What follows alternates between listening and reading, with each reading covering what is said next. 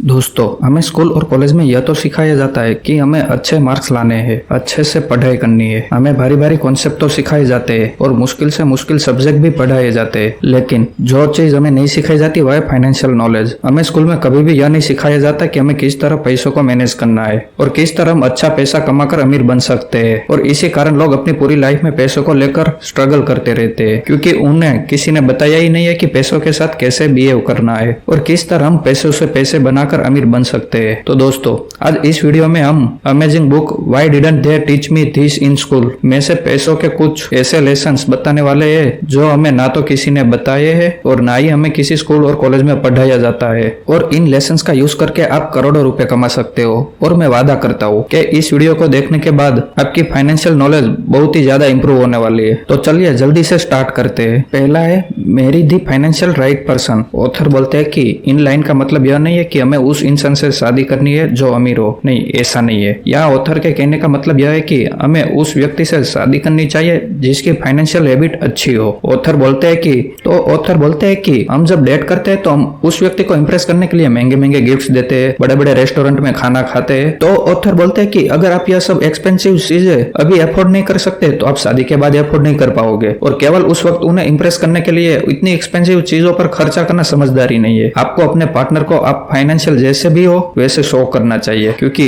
अगर आप शादी से पहले आपकी फाइनेंशियल हैबिट को अपने पार्टनर के लिए चेंज करते हो तो शादी के बाद जब वो सारे कमिटमेंट नहीं कर पाओगे और जब उसे आप एक्सपेंसिव गिफ्ट नहीं दे पाओगे या फिर महंगे रेस्टोरेंट में खाना नहीं खिला पाओगे तो फिर आगे जाकर आपकी मैरिज में प्रॉब्लम्स क्रिएट हो सकती है। इसलिए हमें शादी से पहले अपने पार्टनर्स के बारे में सारी जानकारी लेनी है कि उनकी पैसों से लेकर क्या फिलोसॉफी है, क्या वो पैसे को अच्छे से सेव करते हैं, क्या उनके ऊपर कोई लोन है, उनकी सैलरी क्या है, क्या वो शादी के बाद खुद भी पैसा कमाना चाहते हैं या फिर नहीं, और वह अपने पैसों को कहां कहां पर खर्च करते हैं। यह सारी चीजें आपके पार्टनर से पूछनी है।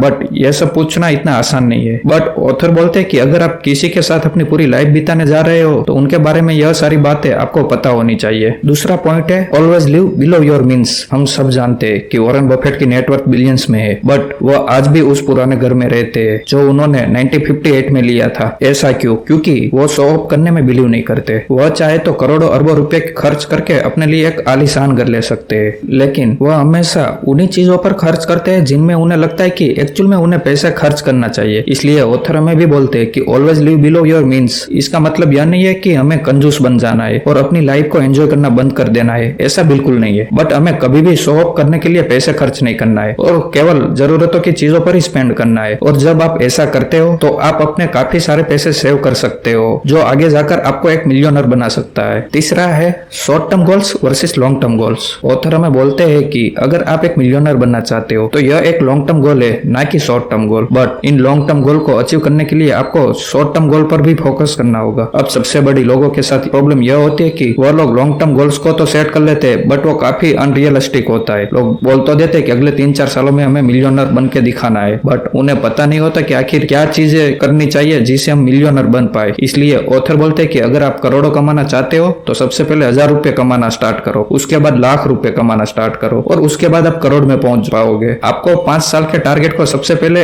1 साल के टारगेट में और उसके बाद उसे 1 महीने के टारगेट में डिवाइड करना है। आपको सबसे पहले यह सोचना है कि हमें इस महीने में मैं कितना अर्न कर सकता हूँ, किस तरह मैं अपनी इनकम को बढ़ा सकता हूँ। जैसे आपका शॉर्ट टर्म गोल हो सकता है कि मुझे अगले 3 महीने में मेरे बैंक अकाउंट में 1 लाख रुपये चाहिए, या फिर मुझे अगले 3 महीनों में एक लैपटॉप चाहिए, या फिर आपका लॉन्ग टर्म गोल्स कुछ ऐसे हो सकते हैं कि मुझे अगले 3 सालों में अपने ऊपर जितने भी लोन्स है उसे खत्म करना है, या फिर मुझे अगले 5 सालों में कार लेनी है। तो इस तरह के आपके लॉन्ग टर्म गोल्स हो सकते हैं और यह सब रियलिस्टिक होने चाहिए। हमें हवाओं में बातें नहीं करनी है, क्योंकि जब आप कोई ऐसा गोल सेट कर लेते हो जो रियल में होना पॉसिबल ही नहीं होता है तो आप हार मानकर इन गोल के बारे में सोचना ही बंद कर दोगे। इसलिए हमें सबसे पहले छोटे छोटे गोल्स को पूरा करना है और उसे पूरा करके हमें बड़े गोल्स को अचीव करना है। चौथा है spend just 1 hour each week learning about personal finance. दोस्तों, पैसा कमाना और उसे मैनेज करना हर कोई चाहता है और उसके लिए ऑथर हमें सजेस्ट करते हैं कि हमें रोजाना कम से कम 1 घंटा पर्सनल फाइनेंस पर देना चाहिए, जिससे कि हम अपनी फाइनेंशियल नॉलेज को इंप्रूव कर सके। और जब आप डेली 1 घंटा पर्सनल फाइनेंस को देने लग जाओगे तो आई एम श्योर आप 1 घंटे से ज्यादा ही दोगे, क्योंकि आपको पता चल जाएगा कि फाइनेंशियल नॉलेज कितनी इंपॉर्टेंट है हमारी लाइफ में। और अपनी नॉलेज को बढ़ाने का सबसे बेस्ट तरीका है कि बुक्स, क्योंकि बुक्स से अच्छी नॉलेज आपको कहीं और मिल ही नहीं सकती। और आपको कम से कम डेली 1 घंटा बुक्स रीड्स करनी चाहिए। और हम सबको पता है कि बुक्स के बेनिफिट्स क्या क्या होते हैं और इन्हें रीड करके हम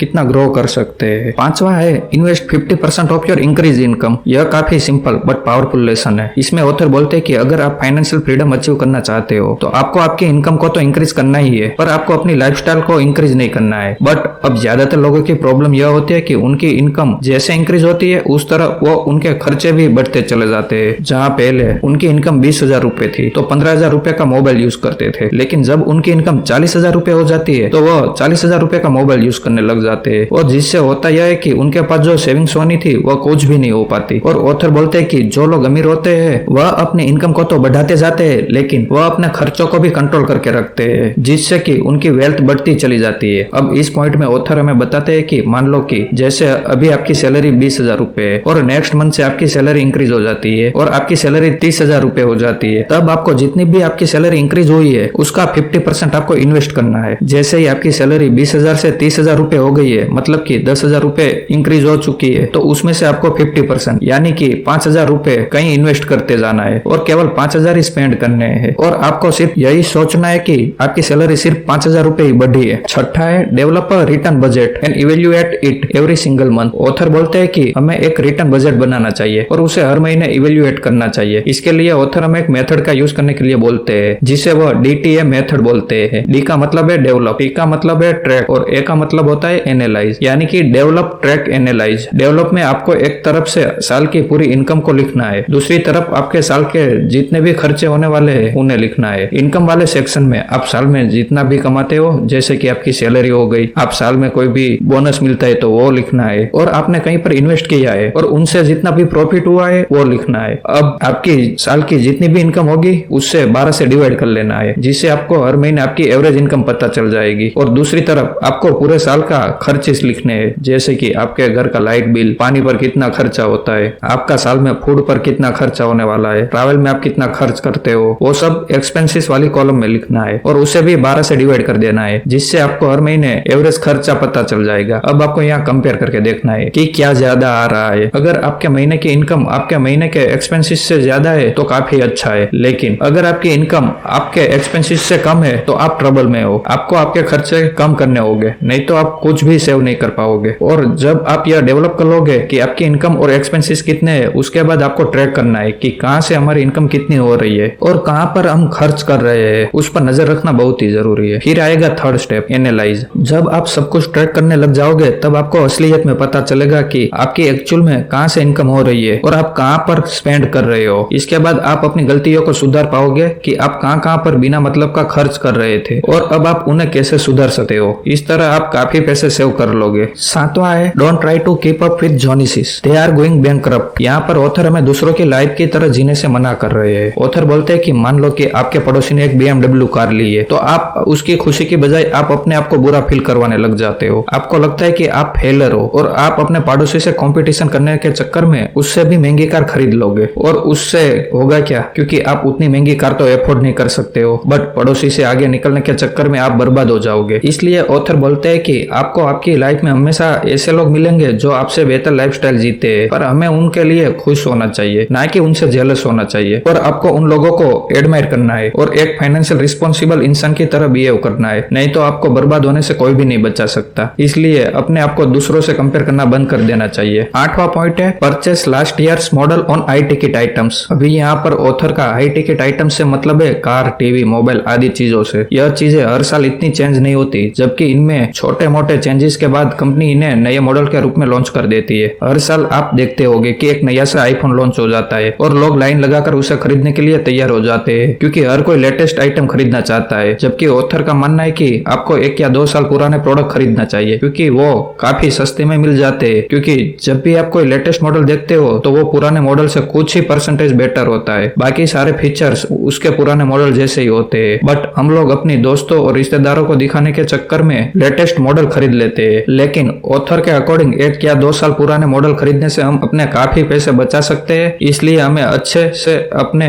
फाइनेंशियल डिसीजन लेने चाहिए। 9वां पॉइंट है spend now to save later. यह भी एक बहुत इंटरेस्टिंग लेसन है। इसमें ऑथर हमें बोलते हैं कि हमें कुछ चीजों पर अभी से स्पेंड कर देना चाहिए, जिससे कि हमें बाद में ज्यादा पैसे खर्च ना करने पड़े। फॉर एग्जाम्पल, जैसे हो सकता है कि आपकी कार की जो सर्विस है वह बाकी चल रही हो और उसे आप टालते जा रहे होगे और सोचते होगे कि अभी ठीक ठाक ये तो चल रही है, ऐसे ही चलने दो। बट इससे होगा यह कि जहां आपकी कार की सर्विसेज बहुत कम पैसों में हो जाती है, बट बाद में शायद उसमें कोई मेजर प्रॉब्लम आ जाए और आपको ज्यादा पैसे पे करने पड़ जाएंगे। बट हम जितना एफोर्ड कर सकते हैं हमें उतना ही स्पेंड करना चाहिए। ऐसा नहीं है कि हम अभी खर्चा कर देते हैं, उसके चक्कर में आप यूजलेस चीजें भी खरीद लोगे, ऐसा नहीं है। जो चीजें आपको फ्यूचर में बड़ा खर्चा करवा सकती है उन पर आज ही खर्चा कर देना चाहिए बजाय कि वेट करने के। ऑथर बोलते हैं कि यह फैक्ट है कि जो 99% मिलियनर है वो एकदम से मिलियनर नहीं बने, बल्कि उन्हें भी टाइम लगा है। और सबसे लास्ट पॉइंट है गेट रिच स्लोली। आप रातों रात तो करोड़पति नहीं बन सकते हो, आपको पेशेंस रखना है। क्योंकि जो रातों रात अमीर बनते हैं, जैसे कि कोई लॉटरी में पैसे जीत जाता है, इनमें से मैक्सिमम लोग वापस अपनी सारी वेल्थ गवा बैठते हैं क्योंकि वो इस वेल्थ को अच्छे से सस्टेन नहीं कर पाते। इसलिए जो मैक्सिमम लोग हैं उन्होंने जीरो से ही स्टार्ट किया था और धीरे धीरे उनकी इनकम बढ़ने लगी और वह अपने पैसों को सेव एंड इन्वेस्ट करने लगे। उसके बाद आज वो एक मिलियनर और बिलियनर बने हैं। तो ऑथर हमें भी बोलते हैं कि